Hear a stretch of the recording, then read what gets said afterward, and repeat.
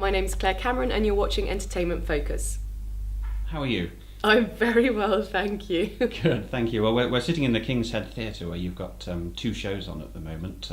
Tell us first about Someone to Blame.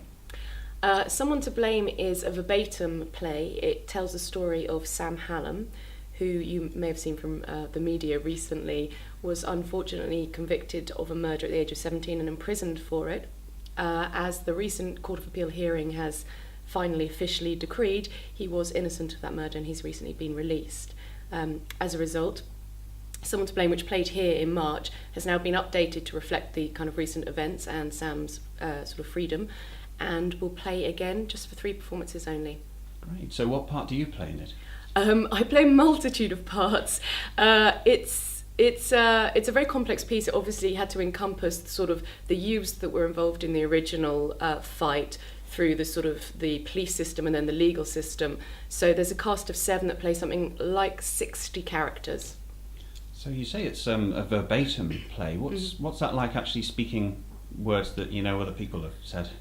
It's quite a responsibility. I mean, there's obviously always a responsibility to get the words of the playwright completely accurate, but never more so than with this one. For me personally, I think we all felt that. And certainly sitting in the Court of Appeal a couple of weeks ago, as I was, and hearing the words that one of my characters spoke, because I play one of the 2 prosecution witnesses who were originally responsible for putting Sam away, and hearing those swathes of transcript being repeated that, you know, formed an integral part of the show, and then being repeated in court, was an extraordinary experience. So I imagine that, because obviously, as you say, the conviction's now being quashed, which is why you're restaging it. So it's more like history in the making, isn't it? What's that been like? Has that been unique in your career so far? Absolutely unique. I think for all of us it's been extraordinary, and again the sense of responsibility and the sense of immediacy, because actually the family and the campaign supporters were very supportive of the play. They came along a lot, and of course it just adds an extra kind of level of potency when you're saying words and you know that the people that you're representing are actually in the audience. Obviously this wasn't so much for me, but certainly for Deborah, who played Sam's mum, Wendy. It's a very emotive piece anyway.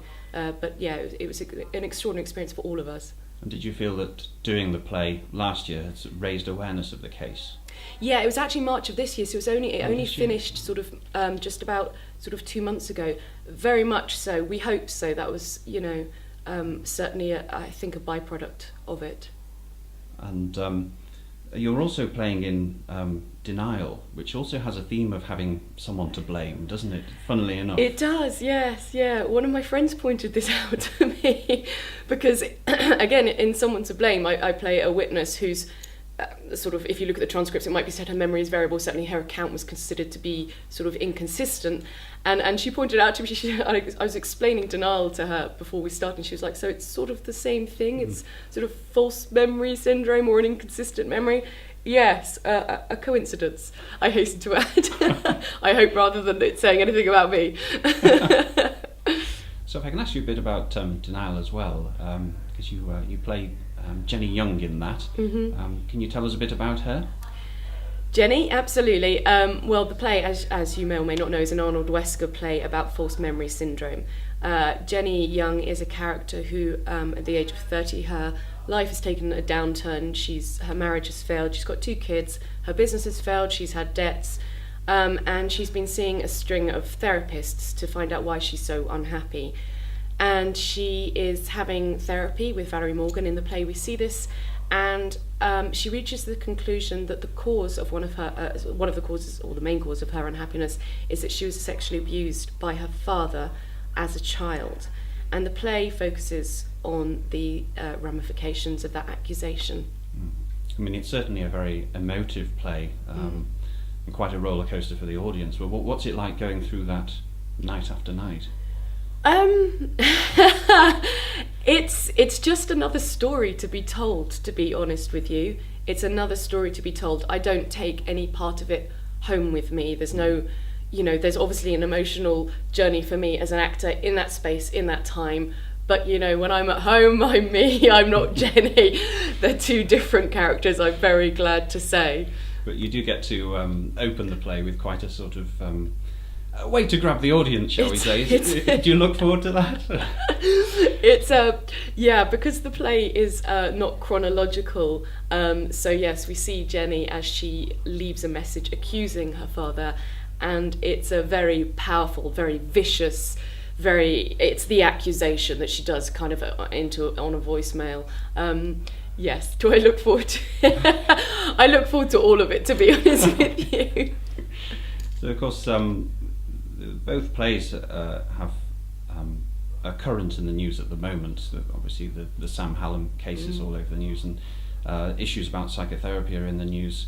Do you still think that theatre is a good form of social commentary in that respect? Absolutely. For me, that's always been my own personal belief, and I think when it stops doing that, then it doesn't have a place in society.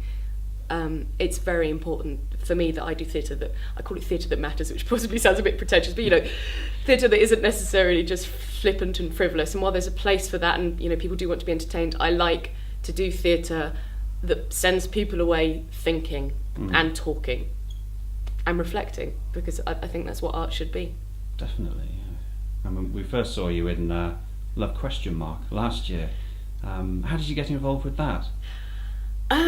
Wow, I met Robert about 4 or 5 years ago, and I did a rehearsed reading with him, which was a translation of a I can't remember. It was a translation of a French play, and I did a rehearsed reading with him, and we discovered we enjoyed working with each other. Did a couple more rehearsed readings of another play for the National Theatre Studio. We workshopped it there, and then we started to work on these full pieces that Robert has written. So yeah. So what was your first impression of Robert's script? Love ? I absolutely loved it, and I think again it's the sort of thing you either love it or you hate it. And I read it and I was delighted, amused, and thoroughly engaged by it. Again, because it asks difficult questions, and that very much appeals to me. Well, we certainly loved it as well when we came along. Thank you. Good. That's great to hear. Thank you. Yeah. So you're in Someone to Blame and Denial at the King's Head. With still a few performances left of that, and a week to run of Denial. Is that right? Yes, that's right. Yeah, Denial finishes on the 9th of June, so a week tomorrow we finish. Yeah. Okay. So after that, what's 2012 got in store for you then? Absolutely no idea at the moment. Hopefully more of the same, more sort of good quality theatre and TV as well, hopefully. So. Oh, great. No holidays planned then? Or? No holidays planned, not just yet, no. I shouldn't need any. Okay, well, we wish you all the best with Someone to Blame and Denial. Thank you so much. It's been a pleasure. Thanks, Greg. Thank you.